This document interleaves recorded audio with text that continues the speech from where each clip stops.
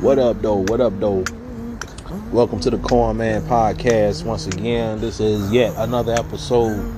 This be 1-3-1 Trey. You dig? And tonight's topic will be about some of the stupidest shit I done done in my 32 years here on this green planet Earth. Shout out to the heavens above, and shout out to my ancestors that's looking down, looking around, still on my shoulders, still popping up in my dreams or whatnot, reminding me of what not to do furthermore. So, with that being said, some of the stupidest, craziest shit I done living in Chicago's Illinois, or Illinois' Chicago. When I was a shorty, I remember my grandmother Bessie Mae, R.I.P. Miss Bessie Mae Alcorn. We call her Mama, but that's my grandmother. And my paternal grandmother. So Mama used to smoke them cigarettes a lot, right? Smoke them heavy, back to back. So I was a little hard-headed, you know what I'm saying, curious little kid. I'll say that. I was very curious about things, so therefore I examined and I acted without thinking a lot. So I remember we would have all these gatherings and stuff, and sometimes, you know, relatives would just be at the crib, just in general, all GP. And a lot of my grandma's relatives, and a lot of my grandfather's relatives will all be in cahoots on G Street at the headquarters. And I remember all the relatives. I don't know if it was a lot of them, but I know it was a group. You know, probably a bunch of my great aunts and my older cousins or whatnot. But I remember they was in the living room one day or one night, and I wasn't in there with them. I was supposed to be with them, but I wasn't. So me being a kid, probably 4 or 5 years old, I wandered off into the kitchen where the burner on the oven was on. So I snuck one of my grandma's cigarettes and tried to light it over the stove onto the flame. Now, what I didn't know was how long you're supposed to keep it on the flame until it's lit enough for you to take it away from the flame. So pretty much I'm holding the damn blunt over the flame like I'm trying to keep warm or something. And therefore, the smell lingered throughout the house. And I don't know who was it that came in and caught me, but I know it was one of those adults came in, boo trying to burn down the motherfucking house. I'm like, oh snap! Now here we go, yet another fuck up for them to put on my record as a kid in the house. So that's one of my many fucked up things I done done. Even though it wasn't like I was really trying to burn down the house, but yeah. We gonna move on. What's another thing I done did? Let me see. Well, for a lot of y'all that have seen me in person or have seen my pictures, you have seen that I have these very long ass eyelashes, to the point where sometimes motherfuckers may think my eyes are closed if I'm looking down reading something. But no, these eyelashes, they have been a curse to me and a gift. You know, girls like them. My mom digs them. You know, but other than that, when I was a kid, these eyelashes was not the thing for me personally. Because every other day or every time I'm running around playing and being a kid, being a boy, all of a sudden, terror would rise. A nightmare would arise. So where one of them motherfuckers get caught on my eyeballs, and I run around, instead of saying I got an eyelash in my eye, I say fly lash. Oh, it's a motherfucking fly lash. And at the time, I ain't know how to get the shit out. I just thought I could rub my eye until it got better. And most of the time it did. But I remember this one time, my mom's neighbor and friend, Sweetie Pie, she tried to actually get the shit out of my eye one time. I actually tried to look in my eyeball in the mirror and hold my eyelids open so she can go into my eyeball. I'm like, what? Ain't no way I'm finna let you, and I'm knowing you finna do it. So it was like, I don't know what happened, but I know eventually I got over all that shit. But I know at one time I was in my pop's presence, and it happened for the very last time, and I got fed up with that shit. So I sat there and plucked all the motherfuckers out. And yes, I did get yelled at. Book, what the fuck? You done plucked all your motherfucking eyelashes out? Why you sitting up there looking like retarded and shit? Another time, it was when I was in kindergarten, 96, 97. So my pops used to give me lunch money. I don't know if I talked about this, but my pops gave me lunch money one time, and well, he used to give me lunch money a lot because I used to pay for lunch, and I used to lose the loose change he used to give me because I used to wear these corduroy pants, and I used to sitting in the desk at school. The desk was too tall for me, so I had, when I sat in the chairs, my feet would swing, and the change used to be in my front pocket, and it wasn't like soon as you come in the classroom, they take the money. It was a time until they announced that they finna collect the lunch money. So I would lose the change in my pockets. I don't know when, I don't know how, but I know that they were in my pockets when it came down to pay for lunch. So some days I wouldn't eat lunch, and I would come home and tell my pops, and he would be pissed off about me losing the change he gave me. So he didn't believe me. He didn't believe I was just losing the shit. Like, straight up just losing it. Like, so me being not conscious about money, like right now I'm not conscious about money to this day. Even though I like money, I know I need money, I have money, don't have a lot of money, but I work for it, you feel me? So I made up this story. It was this little dude named Bayron, right?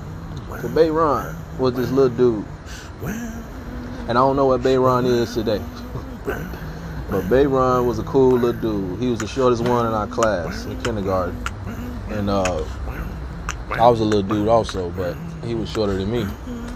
And I told Pops Bayron was bullying me at school, and he took my lunch money. So that is how I got over losing lunch money, until I was eventually released or relieved from that, and I was free to eat like the rest of the kids all through 8th grade and high school. But yeah, I lied on Bayron. I didn't snitch on him because he didn't do it. But I lied on him to my pops, and then I had to deal with the embarrassment of him making fun of me to the rest of the household, my older cousins and shit. They joking on me, and I'm not even correcting them at all, because the fear of my pops yelling and whooping me with a belt or his hand, that shit was more on my mind than actually trying to make him believe what actually happened. And to this day, I still haven't corrected that. But it's all good. He was a different man back then. Less patient. More stern and aggressive. But yep, that's another dumbass thing I did. Or maybe it was a convenient thing at the time. You know, dumb, crazy, retarded, all those words can mean whatever you want them to mean. You did. Like book let a nigga at school take his lunch money. Ta-ha. Now another dumbass, crazy ass thing I done. I almost got catfish, my nigga. Almost got catfish. So I used to use this app called Tag, like a lot of us used to use in the early 2000s or whatever, in grade school or high school, whatever. But I got on Tag late in life, and when I got on there, it was still popping, and people were on there mingling, you know. But it was a lot of bodies, but not a lot of faces. So at the time, I was a booty man, and I still am a booty man, but I'm not so like just booty crazy till I just hop on the booty and not look at the face. So the story I'm finna get into is pretty much why I study and I observe profiles and accounts before I accept them into my world online. So I'm scrolling through.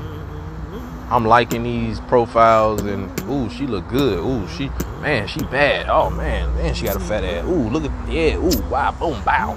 So I connect with this particular person, and this motherfucker, you know, dark skin, got hips and stuff, and wearing these tight ass clothes, and you know, you can it's a lot of side poses and pictures and back shots or whatever. And so me being desperate, I say, I'm inboxing this motherfucking lady, you know, trying to get her name, whatever. She tell me her name, whatever, and all that. And so we talking for a couple days, and then I come to find out that this motherfucker stay nearby. So when I say nearby, at the time I was staying in Newberry Park, which is off of Maxwell and Blue Island. You feel me? And so I decided to meet this motherfucker in person, right? But before all that, before I meet the person, I had a neighbor, another female, who knew this person also, and she was also connected with me on Tag as a friend. So she, I guess, had a conversation with that motherfucker, or saw that we was connected online, and I happened to pass by her in the hallway, and she was like, "Ooh, I see you talking to my friend on Tag and all this." And I'm like, "Who?" And then she said her name, and I'm like, "Oh," I'm like, yeah, you know. So that's before I meet the person in person. So I go to meet this motherfucker at a local park, right? I believe it was down the street, over the bridge, you know, Van Buren area, or Jackson Street, one of those, near Racine. And so we out there, it's nighttime and shit. I walk down there from the crib, and remind you, this a dark-skinned ass motherfucker, wear glasses, hair all over their head and shit, trying their best to prove that I am what you saw on the internet. So I meet up with the person, and you know, how you doing and all that. It's like a little picnic table, you know, in the park. So we sit at the table and shit, and we just talking, smoking some weed, I think. And so eventually, nigga, it started raining, right? Well, it's not raining hard, but it's dripping. You know, it's drizzling at first. Then it started raining harder. But that didn't happen until I got back to the crib, though, when it got rained harder. But I remember when it started drizzling, it started getting cooler. So I didn't have a jacket or nothing. Or maybe I did. But I know this motherfucker didn't have nothing. So she was just out there, you feel me, and trying to make her way into making contact with me. So she, ooh, I don't want to get wet. So I'm 5'8", so she come and give me a little, try to hug up on me and try to, get some shelter, get my jacket open so she, get a little bit of closure and safety net or whatever. But so I'm 5'8", right? Well, 5'9". This motherfucker probably 5'5". So as this motherfucker done hugged up on me and shit, I can feel her face on my chest or whatever, right? And I'm feeling a little bit of a fuzz. I'm feeling some growth going on this face, a little bit of stubble. So the stubble was like very alarming. So in my mind, I'm thinking like, this doesn't feel right. So I instantly knew what this was. It didn't take long, but I'm not finna have an altercation with this motherfucker because it's on me at the end of the day. I just had to realize, damn, nigga, how you gonna get out of this? So I just tell her, I was like, hey, my mom, she wanted me to clean. She wanted me to wash the dishes and clean up and stuff, and so I'm gonna have to head back to the cribbo. So she trying to disguise her voice again. Got a little. It was deep when I said that, but she, had to clear it up. And she like, what you mean? Oh, you want me to walk with you? I'm like, nah, I'm good. But I call you though. Alright. So pretty much, it's a man, baby. It's a damn man. Or maybe it's a male. I know it's a male for sure. But that fuzz, that face fuzz, was a little bit of alarming for me. So in the rain, I made it past the bridge. I walked all the way down Racine, and man, that seemed like the longest walk back to the crib ever. And I never contacted that person ever again. But I synced the motherfucker. And I ain't got nothing against nobody out there and what their sexual preferences are. But I had to let this be an end real quick and real smooth. So as smooth as I am and as I was, I didn't really face no backlash over that. But I'm not ashamed to talk about it. But it was some stupid shit, and a lot of niggas out here are for that, and there's a lot of dudes out here that's still getting tricked. So for all y'all dudes out there, make sure you observe that facial hair, that Adam's apple, that birth certificate, all that. Okay, so another dumbass thing I done, or almost done. but this dumb thing I did was pretty much something that I would never do. I don't even know why the fuck I thought it would be something appropriate. But I used to like the movie Sprung, right? Now Sprung was a black film. It featured Jennifer Martin, aka Tisha Campbell, Joe Torre, and the other light-skinned nigga with the dreads. And they were he was also in Tales from the Crypt. Tales from the Hood, my bad. But yeah, Sprung was a movie that came out in the mid-90s, and my mama used to like the movie a lot, even though it wasn't appropriate for us as kids, but we watched it just like she watched it. And I remember they had this line in this movie where Joe Torre and the other girl, I forgot her name. She looked like Tisha Campbell's cousin, but if y'all know her names, you know, I can't think of it right now. But shout out to her. She's a good actress, very funny. I remember the line where she got Joe Torre locked up, you know, and John Witherspoon, R.I.P. Pops. He was having all the suspects read a certain or say a certain line that fit the description, and she had all the guys individually say, "Girl, I know you want these nuts." And then I remember when they got the Joe Torre part, and Joe Torre, well, he was real hesitant. He didn't want to do it, so he was saying it all mad and shit, like a little boy when their parents tell her, "Say it," you know. And he was like, "Girl, I know you want these nuts. I know you want these nuts." So I remember one time, you know, we were staying on Blue Island. My moms would pick us up from school or pick us up from my pop's crib, you know, which was our residence at the time. And she would pick me and my little sister up, right?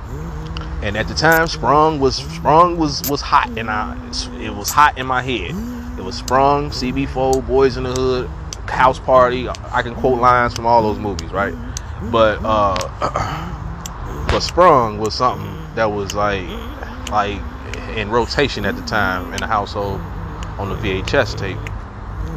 And I remember we would come home to Newberry, and you know, it's a gate when you first come in, and then you come into the courtyard after you get buzzed in the gate, and then you go to whatever entrance you stay in, you know, from A through H, I think, or E, A, B, C, D, E, F, G, H, yeah, H. And so we stayed in G, then eventually you moved to the F entrance. So we stayed on the 3rd floor, so we stayed F3, you know. So you can call the house phone from the outside gate, right? And if nobody picks up, you can leave a voice message. So I knew I knew how that went down. So I knew that ain't nobody in the house because we all together. So we coming in. So I kind of ran to the door or to the gate before my mama got to the gate. So I ran up there and quickly dialed our number. You feel me? Let it ring, and let it go to the voice message. And I thought it was funny to leave a little funny message for my mama when we got upstairs. So what I say? Girl, I know you want these nuts. I swear to God. Press the start button. Now I don't know why I wasn't nervous. I don't know why I wasn't scared. But I was kind of eager. I was really banking on this being so hilarious, right? And we get upstairs, boy. She all, you know, mom naturally she played the voice messages anyway. So she saw that the red button meant she had messages anyway, and she played them. She had a few messages other than that shit I just left, and then she got to mine. Girl, I know you want these nuts. I was, oh my God. I looked at her face. It was like I had a straight smile on my face, thinking that this was something that was gonna be accepted in a very welcoming manner. But nah, she checked me on that, of course. Moms don't play that shit. And I wasn't thinking about what I actually said. It was just I thought the line was funny. I thought, you know, it was just a random quote. I would have said anything that was funny at the time, you know. So yeah, that's another dummy, a dummy for the books from the bookster. Yeah, another crazy ass thing, which is a fact to this day. I don't know my calls when it come to playing ball, right? So y'all from G Street, y'all from Gladys JC, whatever. Y'all know that on Gladys and Washington, that was a infamous playground / basketball court. And my pops, Bobby Robert Jr., he would design and repaint every year for like block clubs or whatever, you know, stuff like that. And eventually the playground turned into a vacant lot, you know, and then eventually turned into housing. But I didn't know my calls playing basketball back in the day, man. So that's pretty much why I didn't pursue playing basketball, because I used to always say that's what I wanted to do whenever the question was proposed. What do you want to do when you grow up? Be a basketball player. Or if they ask you, what sports do you play? I always mention basketball. But low-key, I never knew how to play basketball. I just knew how to dribble, and I knew how to shoot the basketball. So pretty much, I would play ball with the guys and stuff in the neighborhood that was my age or a little bit older or a little bit younger. And I used to be traveling my ass off, boy. So before I even knew anything about a traveling vice lord, I knew about traveling with that basketball up and down the court. And all I was worrying about was scoring. I used to score like a motherfucker. But motherfucker be like, man, Joe, you drip, man, he traveling, Joe. Man, them doubles. He don't know his calls. He don't know his calls. Let him get it, let him go. Let him shoot. You know, and I be like, yeah, nigga, let me shoot. So I used to hit that backboard on their ass and be going around their ass, just running with the ball sometimes. Run to the rim. That's a no-no. So for all the sports fanatics out there, y'all know the calls and all that shit. But if you would have saw me back in the day, y'all would have hated my ass, boy. So that's why motherfuckers they ain't like playing ball with me. They knew I can score. But all that in between shit, I wasn't studying that shit. I was studying other stuff. You know. So that's why I wasn't into sports really like that. You know, even though sports was around. See, when you're around things and it's just around you naturally, you know, I just never looked at it as something I could. It never was like a goal in my life because it was already there. So therefore, it wasn't like something I wished I had or wished I could be. I know how to do it. It's just that, you know, I don't want to make it my career. So my pops, that's him. You know, he played ball, baseball, softball, hockey. He can play basketball and football also. But nah, that's not book. So yeah, I used to be traveling, motherfucker. You know, going around motherfuckers. You feel me? Straight up disrespecting the whole game. That's how they do it. He don't know his calls.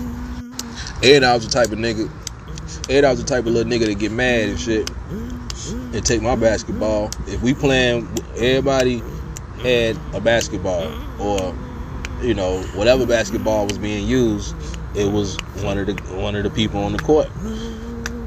So you better not make that nigga mad, or you gonna take his ball and go home. And I was one of them niggas. I'd take my basketball, go straight in the crib on their ass. Oh, Book, man. Book took his ball, he went home. Right across the street, nigga. Yeah, a lot of dumb things we all have done in the past. You gotta be a real stupid motherfucker to think that everybody hasn't done stupid shit. That's what makes you human.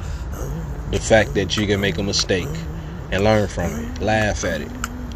See, I'm now getting to the point where I can laugh at myself, because all my life I've been sensitive and real defensive, to the point where motherfuckers can't say nothing after I check them the first time. So, you know, it's like You know, you got to get to know me first before you joke on me, though.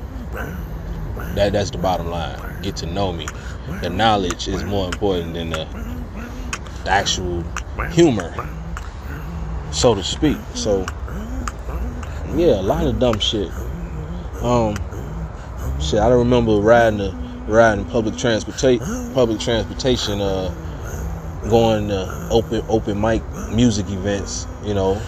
And sometimes I didn't even perform. I would just go just to vibe and just watch the show, or just to have a drink, or connect with people and network. So I remember one time I was out so late, and I got on the train. I got on the wrong train. Yep. And rode the train all the way. I went the wrong direction, basically. Yeah, that's what happened. I was on the blue line, I believe, and I went, what was this? The two stops was Forest Park and the other, I forgot. I ain't rode the train in a minute, but I know I went the wrong way. I rode the bitch all the way to the end of the line, and I had to wait. And like, man, it was like 4 or 5 in the morning, 3 or 4 in the morning. I had to wait for them to revamp and restart the whole train system and everything, and come back around to go the other direction. Man, those were the times, you know. In my early 20s, I was all about just hanging out in the streets all night without a care in the world, just enjoying the vibes of being a music artist. And now we have the podcast, just talking about dumbass, crazy shit. Now with the dumb shit, it's a lot of craziness I done. You dig? And with the craziness, I can't be too descriptive. So I started working at UPS back in 2016, and I was an unloader, unloading, you know, a range from 10 pounds to 100-pound boxes. Unloading these, it ain't just boxes. Some of this stuff just might be random bulk. It might be some heavy.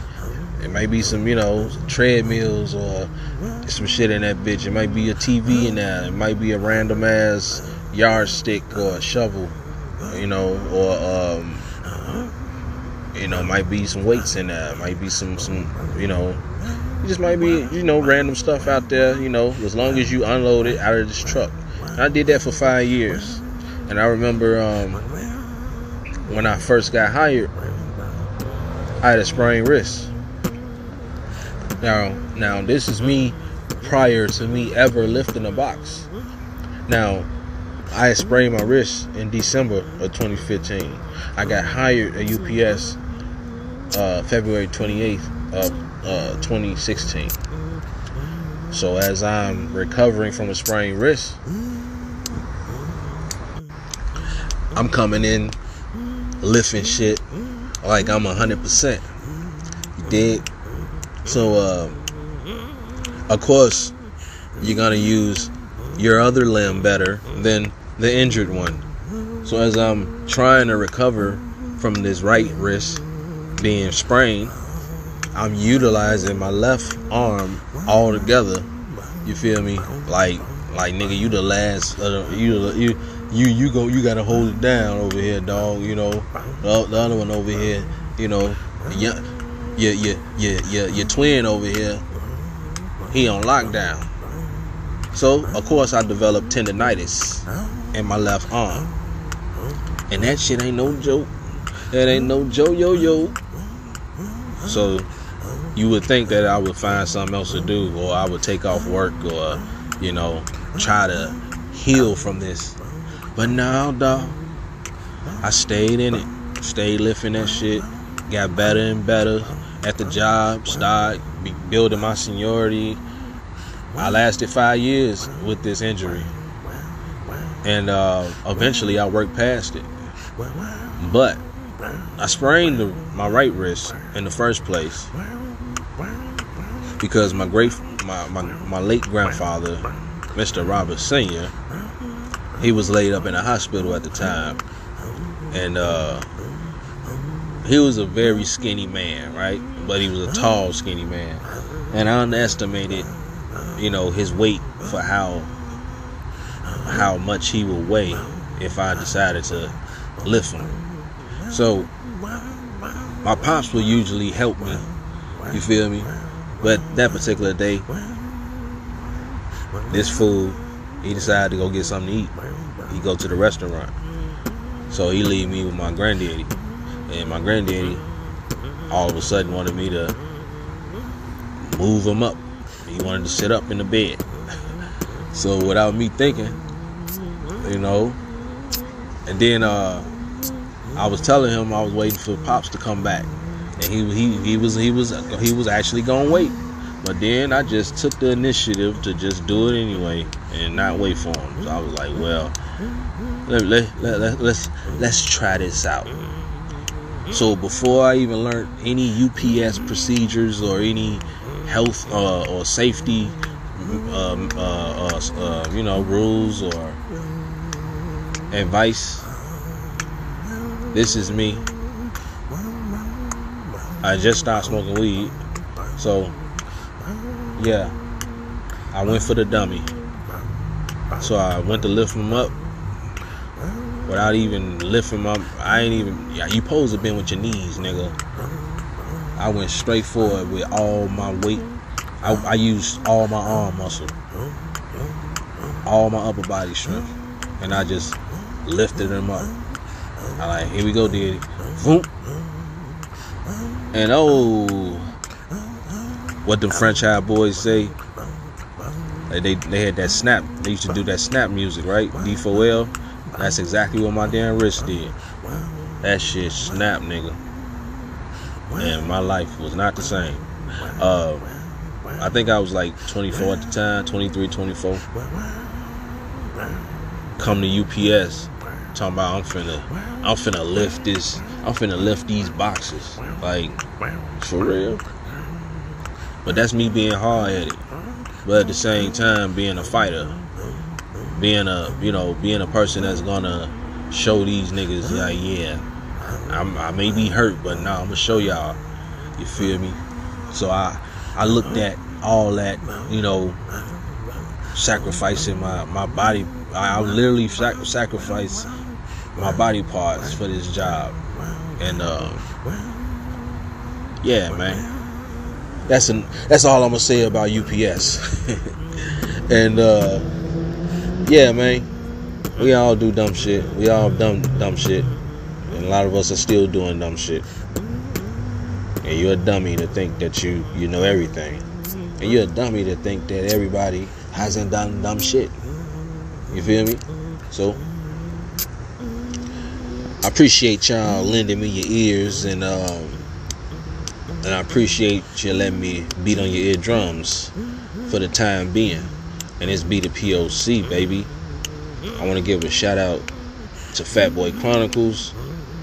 Shout out to my bro dog, my big dog, Rose Hunt, and everybody out there podcasting, everybody out there, uplifting the community or uplifting their family or uplifting themselves out of the situations that they see no light at the end of the tunnel.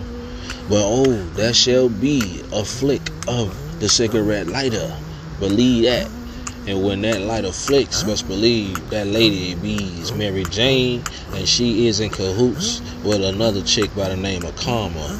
And that's a little bit of poetry from Mr. A, the Corn Man Podcast, baby. Peace out. Preach. Church.